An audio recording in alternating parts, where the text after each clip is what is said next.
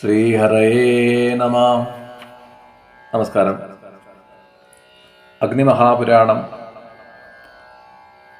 അടുത്തതായി വർണ്ണിക്കുന്നത് രാമായണ കഥയാണ്. അതിൽ ആദ്യത്തെ അധ്യായം ശ്രീരാമാവതാരം, രാമായണത്തിലെ ബാലകാണ്ഡത്തെയാണ് ഇവിടെ സംഗ്രഹിച്ചിട്ടുള്ളത്. രാമായണമഹം വക്ഷ്യേ നാരദേന ഉദിതം പുരാ വാത്മീകേ യഥാ തദ്വൽ പഠിതം ഭുക്തിമുക്തിദം. പണ്ട് ശ്രീനാരദ മഹർഷി വാൽമീകിയോട് പറഞ്ഞ മുക്തിപ്രദമായിട്ടുള്ള രാമായണം ഞാൻ പറയാം. അങ്ങനെയാണ് അഗ്നിദേവൻ ആരംഭിച്ചത്.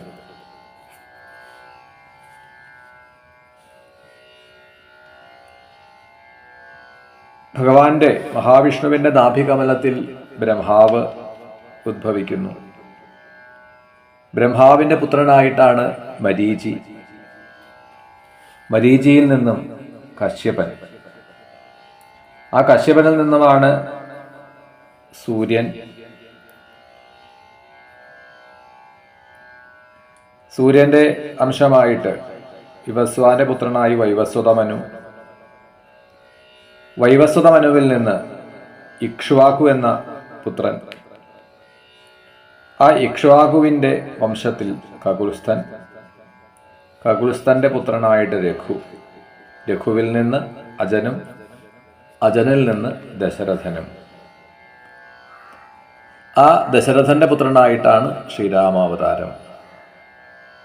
ആ ഒരു ശ്രീരാമന്റെ പരമ്പരയാണ് ഇവിടെ പറഞ്ഞത്.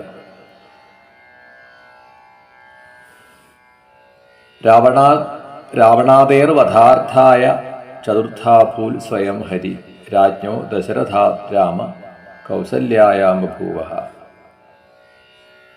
കൈകേയ്യാം ഭരതപുത്ര സുമിത്രായാം ച ലക്ഷ്മണ ശത്രുഘ്ന.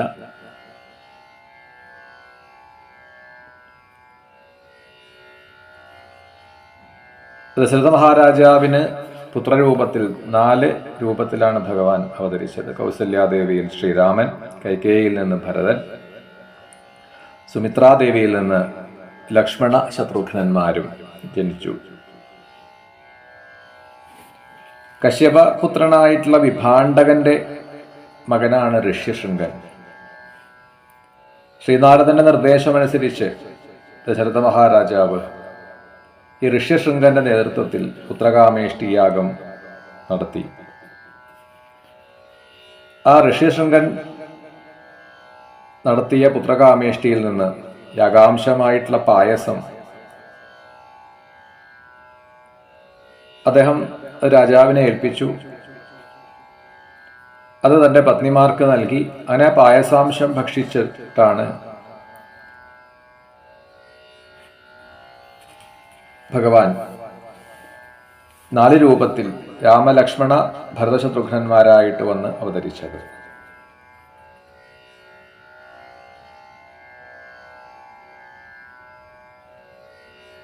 പിന്നീട്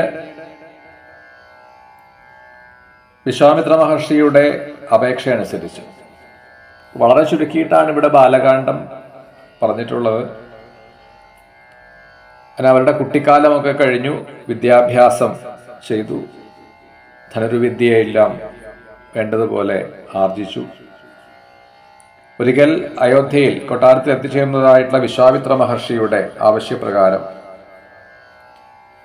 യജ്ഞവിഘ്നങ്ങളെ അകറ്റുവാൻ വേണ്ടിയിട്ട്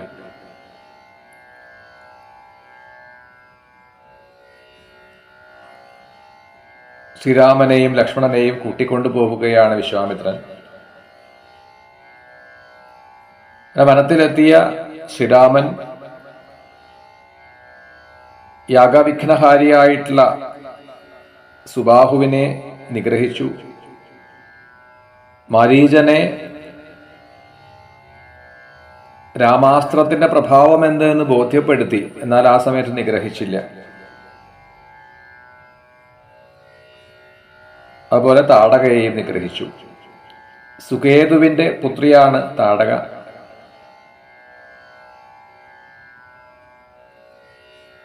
താടകയുടെ ഭർത്താവ് സുനന്ദൻ ഈ സുനന്ദൻ അഗസ്ത്യ മഹർഷിക്ക് അദ്ദേഹത്തിന്റെ തപസ്സിന് ഭംഗം വരുത്തിയ സമയത്ത് ആ സുനന്ദനെയും അതുപോലെ താടകയെയും അഗസ്ത്യൻ ശപിച്ചു. അങ്ങനെയാണ് ഈ താടക രാക്ഷസി രൂപത്തെ സ്വീകരിച്ചത്. ഒരു സ്ത്രീയാണ് താടക എന്നതുകൊണ്ട് താടകയെ നിഗ്രഹിക്കുവാൻ ശ്രീരാമന് സമ്മതമായിരുന്നില്ല. ഒടുവിൽ വിശ്വാമിത്രന്റെ നിർബന്ധം കൊണ്ടാണ് ശ്രീരാമൻ സ്ത്രീഹത്യ ചെയ്തത് എന്നാണ്.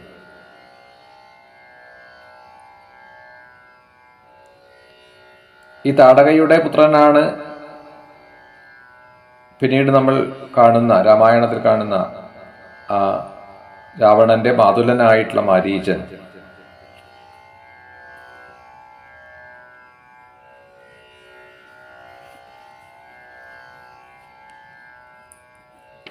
താടകയെ നിഗ്രഹിച്ചു, സുബാഹുവിനെയൊക്കെ നിഗ്രഹിച്ചു, യാഗരക്ഷ ചെയ്തു. അവിടുന്ന് ശ്രീരാമൻ ലക്ഷ്മണനോടുകൂടി വിശ്വാമിത്ര മഹർഷിയോടുകൂടിയിട്ട് സിദ്ധാശ്രമത്തിൽ എത്തിച്ചേർന്നു. സിദ്ധാശ്രമത്തിന്റെ ഒരു പ്രത്യേകത, മഹാബലിയിൽ നിന്ന് ദേവലോകത്തെ വീണ്ടെടുക്കാൻ വേണ്ടി ഭഗവാൻ വാമനാവതാരം സ്വീകരിച്ച ഇടമാണ് സിദ്ധാശ്രമം. തുടർന്ന് അവിടുന്ന് ശ്രീരാമൻ ലക്ഷ്മണനോടും അതുപോലെ തന്നെ ആ വിശ്വാമിത്രാദികളോടും ഒപ്പം മിഥിലയിലേക്ക് പുറപ്പെട്ടു. അവിടെ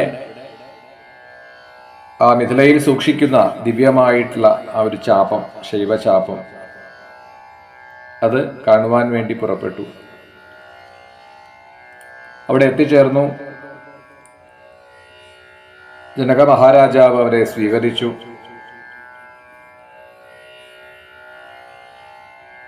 അവരുടെ ആഗമന ഉദ്ദേശം എന്താണെന്ന് അറിയിച്ചു വിശ്വാമിത്രൻ. യാഗവേദിയിൽ വെച്ച് ആ ശ്രീരാമനെ ജനകൻ പൂജിക്കുകയും എന്നിട്ടാണ് ആ വില്ല്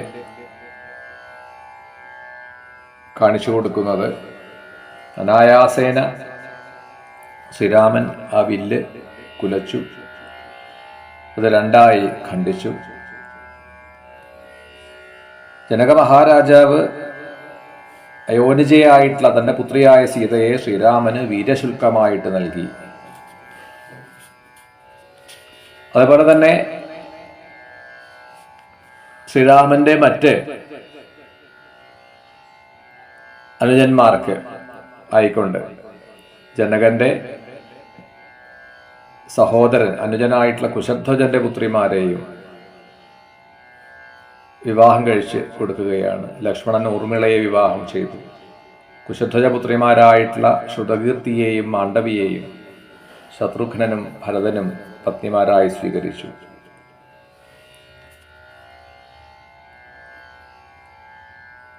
മിഥില എന്ന ആ പ്രദേശം ഇന്നത്തെ നമ്മളുടെ ഭാരതത്തിൽ ബീഹാറിലെ ദർഭംഗ ആണ് എന്ന് പറയുന്നു. ഇപ്പോഴും ജനകപുരിയുടെ അവശിഷ്ടങ്ങൾ അവിടെ കാണാം.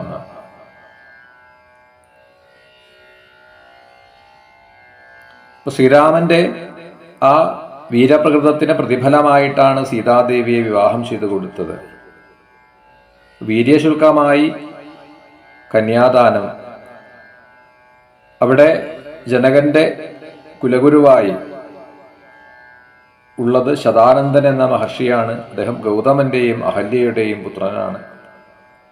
സീതാ സ്വയംവരത്തിന് കാർമ്മികത്വം വഹിച്ചത് ഈ ശതാനന്ദനാണ്. സീതാ സ്വയംവരത്തിന് ശേഷം സീതാദേവിയെ സ്വീകരിച്ചു. അവിടുന്ന് അയോധ്യയിലേക്ക് മടങ്ങുകയാണ്. മാർഗമധ്യേയാണ് ആ ശ്രീരാമൻ ജമദഗ്നിപുത്രനായിട്ടുള്ള പരശുരാമനെ പരാജയപ്പെടുത്തി അയോധ്യയിൽ എത്തിച്ചേർന്നു എന്ന് പറഞ്ഞുകൊണ്ടാണ് ആ ബാലകാണ്ഡത്തെ ഇവിടെ ചുരുക്കി വർണ്ണിച്ചത്. അടുത്ത അധ്യായത്തിൽ രാമായണത്തിലെ അയോധ്യാകാന്ഡം ആണ്. അങ്ങനെ ഓരോ അധ്യായം കൊണ്ട് രാമായണത്തിലെ ഓരോ കാണ്ഡങ്ങളെ ചുരുക്കി പറയുകയാണ്. ഇത്തരത്തിലാണ് രാമകഥയെ ഈ അഗ്നിപുരാണത്തിൽ വർണ്ണിച്ചിട്ടുള്ളത്. ഇവിടെ അയോധ്യാകാന്ഡം വർണ്ണിക്കുകയാണ്. ഭരതശത്രുഘ്നന്മാർ കേകയത്തിലേക്ക്, മാതൃഗൃഹത്തിലേക്ക് പോയി കഴിഞ്ഞു. ആ ഒരു സമയത്ത് ദശരഥനെ കാണാൻ വേണ്ടി എത്തിയ, പിതൃവന്ദനത്തിനായിട്ടെത്തിയ ശ്രീരാമനോട് ദശരഥൻ പറയുകയാണ്, നിന്നിലുള്ള നന്മ കാരണം നിന്നെ ജനങ്ങൾ രാജാവായി അഭിഷേകം ചെയ്തു കഴിഞ്ഞു. ഗുണാനുരാഗാത് രാജ്യേത്വം പ്രജാഭി അഭിഷേചിത മനസാഹം പ്രഭാതേതേ യുവരാജ്യം ദദാമിഹ.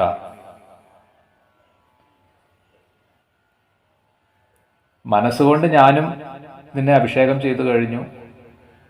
നാളെ യുവരാജാവായി അഭിഷേകം ചെയ്യുകയാണ്. അതുകൊണ്ട് ഇന്ന് സീതയോടൊപ്പം വ്രതമനുഷ്ഠിക്കണം. വസിഷ്ഠനും മറ്റു മന്ത്രിമാരുമെല്ലാം അങ്ങനെയാണ് വേണ്ടത് എന്ന് അറിയിച്ചു.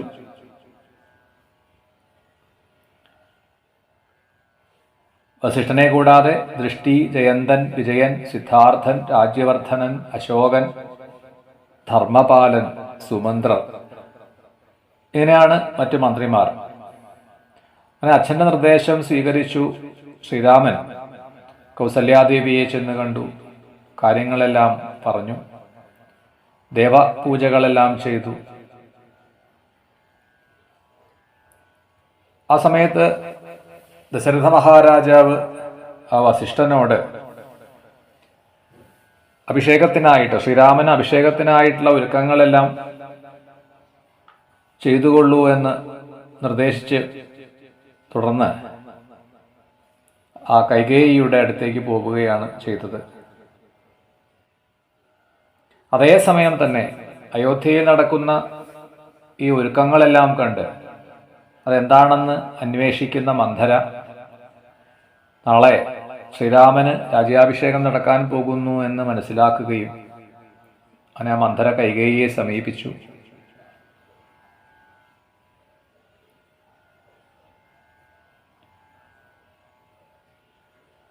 അപ്പൊ അവിടെ മുൻപ് നടന്ന ഒരു സംഭവം ഇവിടെ ഓർമ്മിപ്പിക്കുകയാണ് ചെയ്യുന്നത്. പാദോ ഗൃഹീത്വാ രാമേണ കർഷിതാസാപരാധത തേന വൈരേണ സാ രാമ വനവാസഞ്ച കാംക്ഷതി. ഒരിക്കൽ ശ്രീരാമൻ മന്ധരയുടെ കാലു പിടിച്ചു വലിച്ചിരുന്നു എന്നാണ്. അതില് ദേഷ്യപ്പെട്ടുകൊണ്ട് മന്ധര രാമനെ കാട്ടിലയക്കണമെന്ന് ആഗ്രഹിച്ചു. വിചിത്രമായിട്ടൊരു കാര്യമാണ് ഇവിടെ പറയണത്. അതെന്തു തന്നെയാണെങ്കിലും ആ മന്ധര ചെന്ന് കൈകേയിയോട് പറഞ്ഞു, ശ്രീരാമന് നാളെ അഭിഷേകം ചെയ്തു കഴിഞ്ഞാൽ ഒരു കാര്യം ഓർത്തോളൂ, എനിക്കും കൈകേയിക്ക്, നിനക്കും നിന്റെ പുത്രനായിട്ടുള്ള ഭരതനും നാശമാണ് ഉണ്ടാവാൻ പോകുന്നത്. പക്ഷേ മന്ധരയുടെ ആ വാക്കിനും ആദ്യം കൈകേയി ചെവിക്കൊണ്ടില്ല. രാമനും ഭരതനും എനിക്ക് ഒരുപോലെയാണ്. ഒരു നല്ല വാർത്ത അറിയിച്ചതിൻ്റെ സന്തോഷസൂചകമായിട്ട് വേഗം താൻ അണിഞ്ഞിട്ടുള്ള ഒരു ആഭരണത്തിൽ നിന്ന് ഒരു ആഭരണം എടുത്ത് മന്ധരയ്ക്കു നൽകി. എന്നാൽ മന്ധര അതിനെ ദേഷ്യപ്പെട്ടുകൊണ്ട് വലിച്ചെറിഞ്ഞു. ഭരതനെ രാജാവായി വാഴിക്കാൻ മാർഗമൊന്നും കാണുന്നില്ലല്ലോ എന്ന് വിലപിച്ചുകൊണ്ട് പറയുകയാണ് മന്ധര കൈകേയിയോടായിട്ട്. ഭരതനെയും എന്നെയും ഭവതിയെയും രാമനിൽ നിന്ന് രക്ഷിക്കേണ്ട ബാധ്യത ഭവതിക്കാണുള്ളത്, കൈകേയിക്കാണുള്ളത്. രാമൻ രാജാവാകും. പിന്നീട് തുടർന്ന് ആ രാജ്യഭരണം രാമന് ഉണ്ടാകുന്ന പുത്രന്മാർക്കായിരിക്കും. ഭരതനിൽ നിന്ന് രാജ്യഭാരം അത് പൂർണ്ണമായിട്ടും നഷ്ടമാകും. മുൻപ് ദേവാസുര യുദ്ധം നടന്ന സമയത്ത് ശംബരൻ ദേവന്മാരെ തോൽപ്പിച്ചു. അവിടെ വെച്ച് രാത്രിയിൽ അപകടത്തിൽപ്പെട്ട രാജാവിനെ ഭവതി സൂത്രം ഉപയോഗിച്ച് രക്ഷിച്ചില്ലേ? അന്ന് ആ ദശരഥ മഹാരാജാവ് 2 വരങ്ങൾ നൽകാം എന്ന് ഏറ്റിരുന്നതല്ലേ? അതിപ്പോൾ ചോദിച്ചു വാങ്ങൂ. രാമന് 14 വർഷത്തെ വനവാസവും ഭരതന് രാജ്യഭാരവുമാവട്ടെ. ഇത്തരത്തിൽ ആ കൈകേയി മന്ധരയുടെ സമ്മർദ്ദത്തിന് വഴങ്ങി തനിക്കും നേട്ടമുണ്ടാവുമല്ലോ എന്ന വിചാരത്തോടു കൂടിയിട്ട് ക്രോധാകാരത്തിൽ കോപഭവനത്തിൽ പ്രവേശിച്ചു. ദേഷ്യപ്പെട്ട് കിടക്കുന്നു, മോഹാലസ്യപ്പെട്ട് കിടക്കുന്നത് പോലെ ഭാവിച്ചുകൊണ്ട് കിടക്കുകയാണ്. അപ്പോഴേക്കും ദശരഥൻ അവിടെ എത്തിച്ചേർന്നു. മോഹാലസ്യപ്പെട്ട് കിടക്കുന്ന കൈകേയിയെ കണ്ട് ചോദിച്ചു, നിനക്ക് എന്താണ്? എന്തെങ്കിലും അസുഖമാണോ? അതോ മറ്റെന്തെങ്കിലും ഭയമാണോ? എന്തു വേണമെങ്കിലും ഞാൻ സാധിച്ചു തരാം.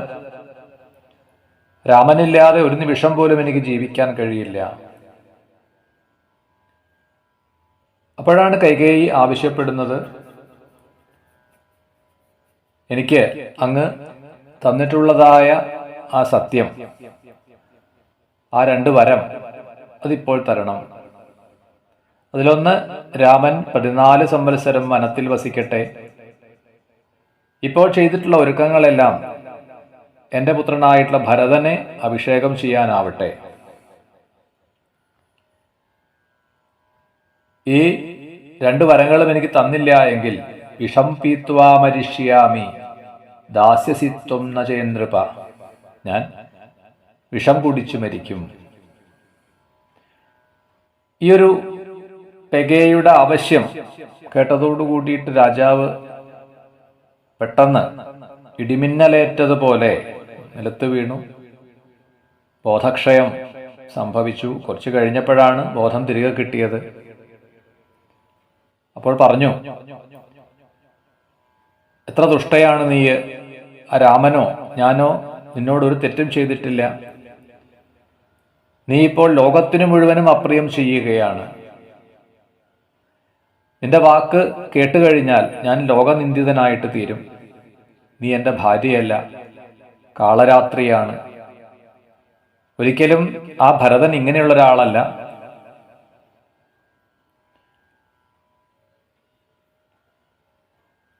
വേഗം തന്നെ ദശരഥൻ രാമനെ വിളിച്ചു. എന്നിട്ട് പറയുകയാണ്, ഈ കൈകേയി എന്നെ വഞ്ചിച്ചിരിക്കുകയാണ്. ഒന്നുകിൽ എന്നെ ബന്ധിച്ച് കാരാഗൃഹത്തിലാക്കൂ, അല്ലെങ്കിൽ എന്നെ നിഗ്രഹിച്ചിട്ടാണെങ്കിലും രാമ നീ രാജ്യം കൈക്കലാക്കിക്കൊള്ളൂ. നീ വനത്തിൽ പോകണമെന്നും ഭരതൻ രാജാവ് ആവണമെന്നുമാണ് ഈ കൈകേയി ആവശ്യപ്പെടുന്നത്.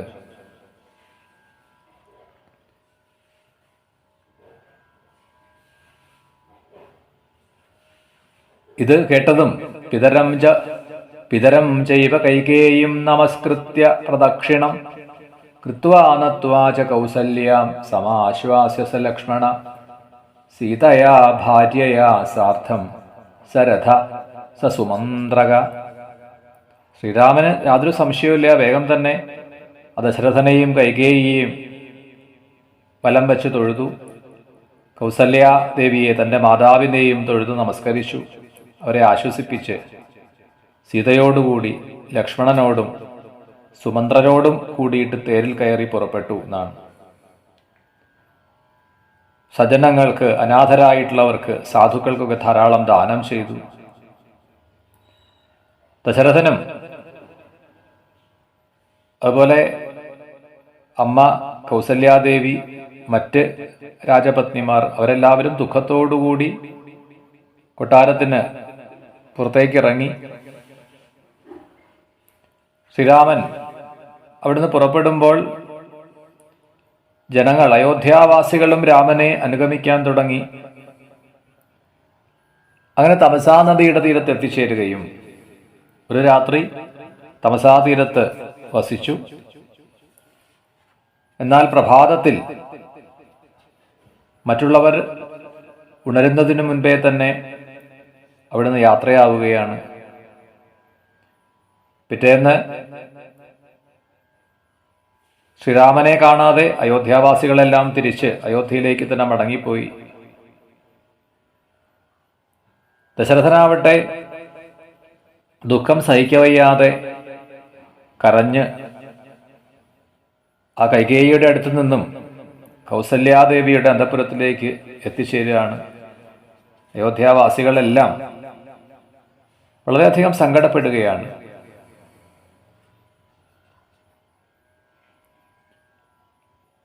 ശ്രീരാമൻ അവിടുന്ന് സീതയോടും ലക്ഷ്മണനോടും കൂടി ശൃംഗവേരപുരത്തിലെത്തുകയും അവിടെ ആ വനവാസികളുടെ രാജാവ് കൂടിയായിട്ടുള്ള ആ ഗുഹൻ ശ്രീരാമനെ സ്വീകരിച്ചു.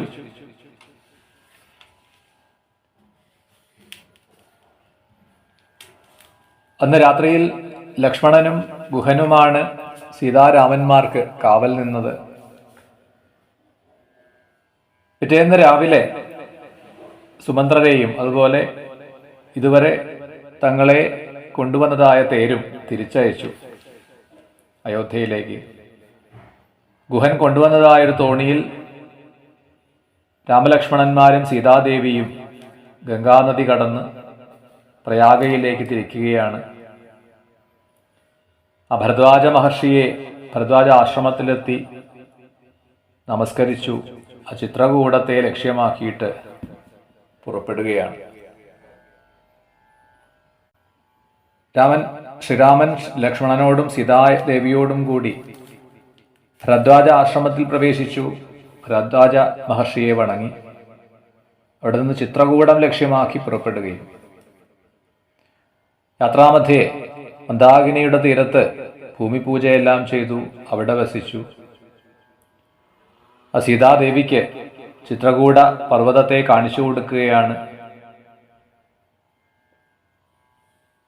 അവിടെ വെച്ചിട്ടാണ് നഖങ്ങൾ കൊണ്ട് ആക്രമിക്കാൻ ശ്രമിച്ച കാക്കയുടെ കണ്ണുകൾ ചൂഴ്ന്നെടുത്തു. ശ്രീരാമന്റെ ശരത്തിനിരയായ കാകരൂപിയായിട്ടുള്ള ജയന്തൻ ദേവന്മാരുടെ അടുത്ത് അഭയം നേടാൻ കഴിയാതെ രാമനെ തന്നെ ശരണം പ്രാപിച്ചു.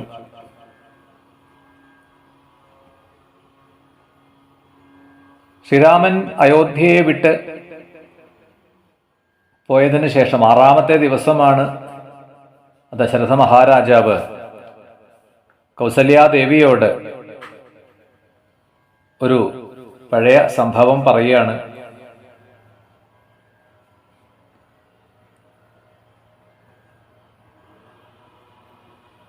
ഒരിക്കൽ ഞാൻ എൻ്റെ കൗമാരപ്രായത്തിൽ സരയൂ നദിയുടെ തീരത്ത് വെച്ച് യജ്ഞദത്തന്റെ പുത്രന്റെ നേരെ ഒരു അസ്ത്രം പ്രയോഗിച്ചു. ആ ശബ്ദം കേട്ടെടുത്ത് ചെന്ന് പതിക്കുന്ന അസ്ത്രം അത്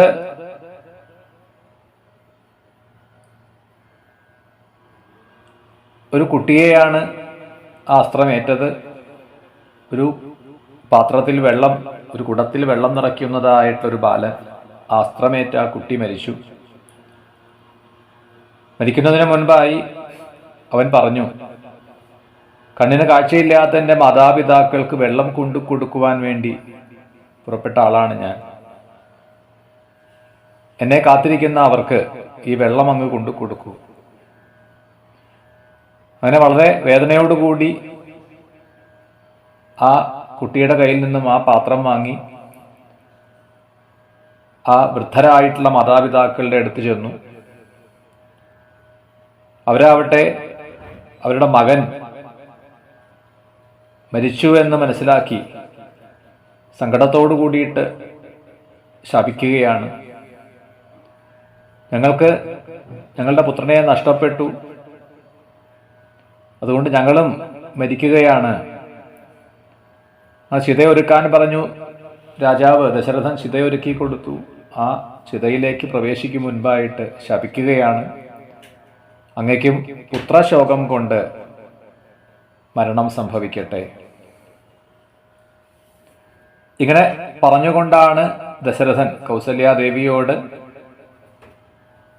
ഈ പുത്രന്റെ അസാന്നിധ്യത്തിൽ ദുഃഖത്തോടുകൂടി ഞാൻ മരിക്കുകയാണ്.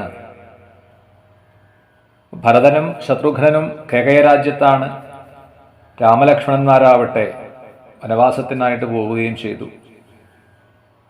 ആ ശ്രീരാമനെ വിളിച്ചുകൊണ്ട് ഹാ രാമ എന്ന് ഉരുവിട്ടുകൊണ്ടാണ് ദശരഥൻ ദിവംഗതനായത്. എന്നാൽ ആദ്യം കൗസല്യാദേവി കരുതുന്നത് രാജാവ് ശോകാർത്തനായിട്ട് ഉറങ്ങിപ്പോയതാണ്. പ്രഭാതത്തിൽ സ്തുതിപാഠകന്മാർ ഉണർത്തിയിട്ടും രാജാവ് ഉണരുന്നില്ല. അപ്പോഴാണ് ബോധ്യമായത് രാജാവ് മരിച്ചു. ഈ മരണവാർത്ത കേൾക്കുന്നവരൊക്കെ തളർന്നു വീഴുകയാണ്. അയോധ്യാവാസികളായിട്ടുള്ള ജനങ്ങളൊക്കെ ഉറക്കെ വിലപിക്കാൻ തുടങ്ങി. രാജാവിൻ്റെ ആ മൃതശരീരത്തിനെ എണ്ണത്തോണിയിൽ കിടത്തിയിട്ടാണ് വസിഷ്ഠൻ ആ ഭരതനെ മടക്കിക്കൊണ്ടുവരാനായി ദൂതന്മാരെ അയച്ചു. ശത്രുഘ്നെയും ഭരതനെയും വേഗം തന്നെ കൊട്ടാരത്തിലേക്ക് അയോധ്യയിലേക്ക് എത്തിക്കുകയാണ്. തിരിച്ചെത്തിച്ചേരുന്ന ഭരതൻ എന്തോ ഒരു ദുർനിമിത്തം കാണുന്നു. എന്താണെന്ന് മനസ്സിലാവാതെ സങ്കടത്തോടുകൂടി ഭയത്തോടു കൂടിയിട്ടാണ് വരുന്നത്. കൈകേയിയുടെ അടുത്തെത്തി കൈകേയിൽ നിന്നും കേൾക്കുന്ന ആ വാക്കുകൾ അവിടെ അയോധ്യാകാന്ഡത്തിൽ വാത്മീകി രാമായണത്തിൽ നമുക്ക് കൈകേയിയും ഭരതനും ഒക്കെ തമ്മിലുള്ള സംവാദം വിസ്തരിച്ച് കാണാൻ കഴിയും. ഇവിടെ അയോധ്യയെ നിന്ദിക്കുകയാണ്. നിങ്ങൾ ഒരിക്കലും നശിക്കാത്ത ഒരു ദുഷ്പേര് എൻ്റെ തലയിൽ കയറ്റി വെച്ചുവല്ലോ. അങ്ങനെ കൈകേയിയെ നിന്ദിച്ചുകൊണ്ട് രാമമാതാവിൻ്റെ അടുത്ത് കൗസല്യാദേവിയുടെ അടുത്ത് ചെന്നു ഭരതൻ ക്ഷമായാചനം ചെയ്തു. പിന്നീട് എണ്ണത്തോണിയിൽ സൂക്ഷിച്ചിരിക്കുന്നതായ ദശരഥന്റെ ആ മൃതശരീരം, ഭൗതിക ശരീരം, ഉദകക്രിയകളെല്ലാം ചെയ്ത് സരയൂ തീരത്തിൽ വേണ്ടതുപോലെ സംസ്കരിച്ചു. പിന്നീട് ആചാര്യനായിട്ടുള്ള വസിഷ്ഠന്റെ നിർദ്ദേശം ആ രാജ്യഭരണം ഏറ്റെടുക്കൂ എന്നാണ്. അപ്പോൾ ഭരതൻ പറഞ്ഞു, രാമനാണ് രാജ്യം ഭരിക്കേണ്ടത്, ഞാൻ രാമനെ കൂട്ടിക്കൊണ്ടുവരാം. അവിടുന്ന് പുറപ്പെട്ടു. ശൃംഗവേരപുരത്തിൽ ചെന്നു. ഭരദ്വാജന്റെ ആതിഥ്യം സ്വീകരിച്ചു. അതുപോലെ ഗുഹന്റെ ആതിഥ്യം സ്വീകരിച്ചു. എവിടെയാണ് രാമലക്ഷ്മണന്മാർ ഉള്ളത് എന്ന് കണ്ടെത്തി അവരുടെ അടുത്ത് ചെന്നു. പറഞ്ഞു, നമ്മളുടെ അച്ഛൻ സ്വർഗം പോകി, ജ്യേഷ്ഠനായിട്ടുള്ള അങ്ങ് മടങ്ങി വരൂ, രാജ്യഭരണം ഏറ്റെടുക്കൂ. അങ്ങയുടെ കൽപ്പന അനുസരിച്ച് ഞാൻ വനവാസം അനുഷ്ഠിക്കാം.